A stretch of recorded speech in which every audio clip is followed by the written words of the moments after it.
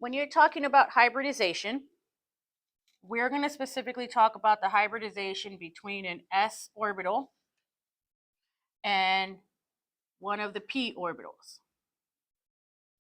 So if you felt like if you had a ball and or a balloon that was a perfect circle and a balloon that looked like this, where you just take it and you fold it in half.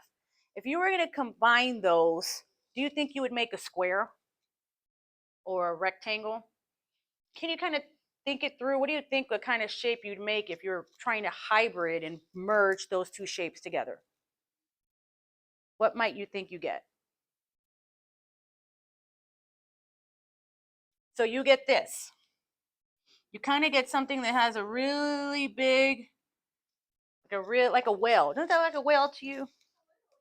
Yeah. So you get something that looks like a whale. And this is what it looks like. Because, think about it. You're kind of just like merging this through. So when you bring s orbitals and p orbitals, you get this hybrid whale-looking thing. And sometimes it's easier to draw it like this. Because the way I drew it, it looks kind of off. Maybe like this, the better. So basically you have like a fat node right here and then a little small one right here.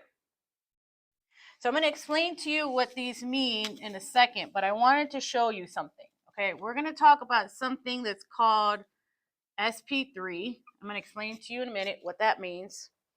And the way you draw SP3 is you draw it like you would draw a tetrahedral shape. So remember that a tetrahedral has one thing that points up, like the fat node that points up, like one line up, and then like a tripod. So think of like three pencils, if you had three pencils like a tripod, and then you put one right in the middle.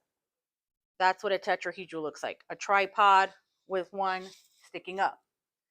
Now, along the lines of those tripods is where you're going to have, I'm going to switch the color.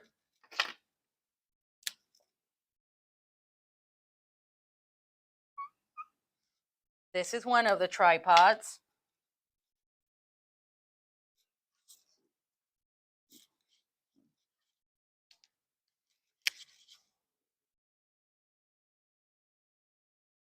That's one of the tripods.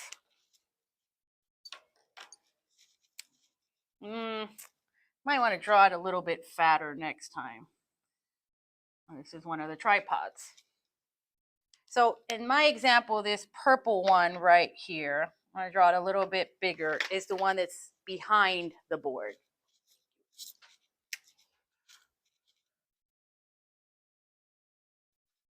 Like that. Much better? Now, when you see these pictures online, thank you, or when people draw an SP3, they often omit the little bulb in the back. They'll often draw it, actually, I've seen it more often than not, just drawn like this. That's what we call an SP3. So it's that SP, but 4 of them. So 4 of these drawn like a tetrahedral.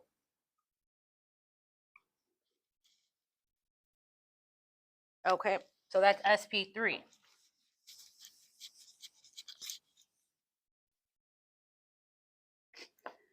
SP2, easier to draw. SP2 has 3 of our SP orbitals, and they're drawn in the shape of a trigonal planar. So you'd have big bulb right here, another bulb here, another bulb here. And that's how you draw SP2. Again, I'm going to tell you what that means in a second. I'm just going to draw the shapes first. The final one is just SP, and that is 2 of our wells. And those take the shape of linear. I've seen this drawn 2 different ways, so I'm going to draw it both ways. I've seen it drawn like this. To me, that looks like a p orbital, maybe a px.